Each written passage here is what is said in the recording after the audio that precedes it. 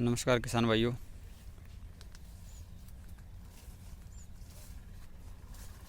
आज हम बात करते हैं कपास की फसल में आने वाली भयानक बीमारी जिससे पूरे के पूरे खेत खाली हो रहे हैं। स्थानीय भाषा में इसे उखेड़ा रोग भी कहा जाता है और साइंटिफिक भाषा में अगर हम बात करें तो इसे कहा जाता है विल्ट, यानी कि कॉटन का विल्ट रोग है। इसके बारे में आज हम बात करेंगे। तो ये होता कैसे है, इसके लक्षण खेत के अंदर किस प्रकार दिखाई देते हैं और इसको कैसे नियंत्रित कर सकते हैं, इस सब के बारे में हम जानेंगे इस वीडियो में। इसलिए इस वीडियो को पूरा ज़रूर देखिएगा।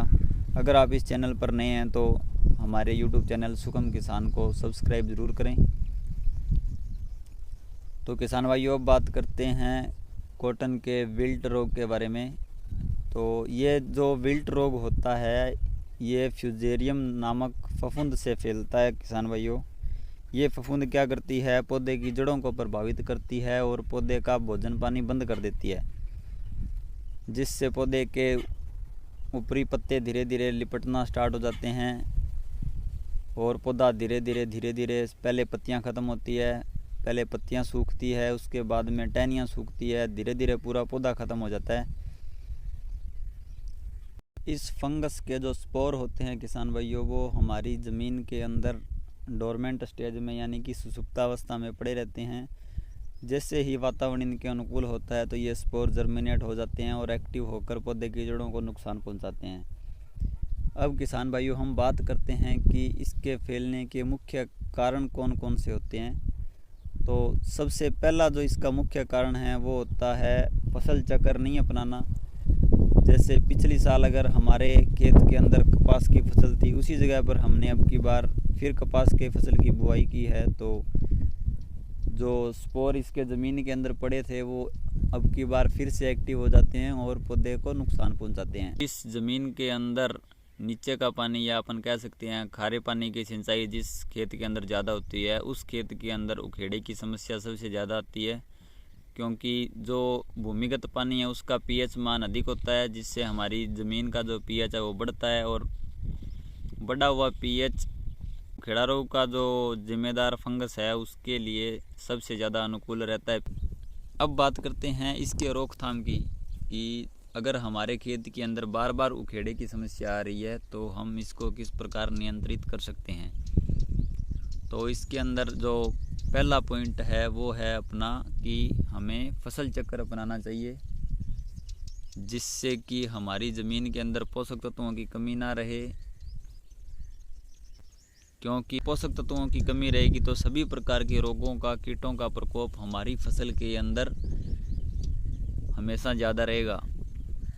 नंबर 2 पर बात करें तो जब हम कपास की बिजाई करते हैं तो उससे पहले भूमि को तैयार करते समय हमें ट्राइकोडर्मा फफूंदी नाशक का हमारे खेत के अंदर आवश्यक रूप से उपयोग करना है, जो कि इस फंगस को नियंत्रित करता है। किसान भाइयों, अब अगर बात करें अपने कि हमने फसल चक्र भी नहीं अपनाया है, हमने पहले ट्राइकोडर्मा का भी यूज़ नहीं किया है, हमारी खड़ी फसल के अंदर उखेड़े की समस्या आ गई है, तो इसके लिए हमें क्या करना है कि सबसे पहले हमें एक अच्छे फंगीसाइड, जो कि सिस्टेमेटिक फंगीसाइड हो, उसका इस्तेमाल करना है। इसके लिए आप थायोफेनेट मिथाइल 70% WP का इस्तेमाल कर सकते हैं। अब बात करें इस फंगीसाइड की मात्रा हमें कितनी काम में लेनी है, तो इस फंगीसाइड की हमें 0.5 ग्राम मात्रा प्रति लीटर पानी के हिसाब से मिलाकर खड़ी फसल के ऊपर छिड़काव करना है। इससे हमारी फसल के अंदर 100% तो नहीं कह सकते, लेकिन 70% तक हमारे जो फसल के अंदर उखेड़े की समस्या है उसका निवारण हो जाएगा। और इसके बाद में भी हम पूर्णतया सुनिश्चित नहीं हो सकते कि हमारी फसल के अंदर अब उखेड़े की समस्या नहीं है, तो इसके बाद में जैसे ही हमें हमारी फसल के अंदर सिंचाई करनी हो, उस समय प्रभावित फसल के अंदर लिक्विड ट्राइकोडर्मा और लिक्विड स्यूडोमोनास का आवश्यक रूप से उपयोग करें। इससे उखेड़े की समस्या हमारी ज़मीन के अंदर नहीं आएगी, हमारी फसल का बचाव होगा इसके अलावा आप अन्य फंगीसाइड भी इस्तेमाल कर सकते हैं जो कि आपको स्क्रीन पर दिखाए गए हैं। इन फंगीसाइड में से कोई भी एक फंगीसाइड आप अपनी फसल के अंदर इस्तेमाल करें जिससे कि उखेड़े को नियंत्रित किया जा सके। और जब अगले साल हमें बिजाई करनी हो तो ट्राइकोडर्मा का इस्तेमाल हमें आवश्यक रूप से ही करना है। इन सब सिस्टमेटिक फंगीसाइड्स का उपयोग करके हम उखेड़े की समस्या का निवारण कर सकते हैं।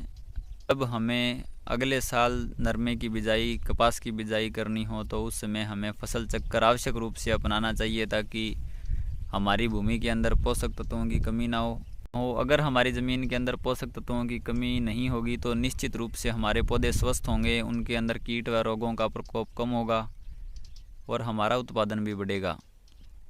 किसान भाइयों, आज हमने बात करी उखेड़ा रोग और उसके रोकथाम के बारे में। उम्मीद करता हूँ आपको ये वीडियो अच्छा लगा होगा। आपको ये वीडियो अच्छा लगा हो और आपको ये जानकारी उपयोगी लगी हो तो इस वीडियो को ज़्यादा से ज़्यादा किसान भाइयों के साथ शेयर करें। धन्यवाद।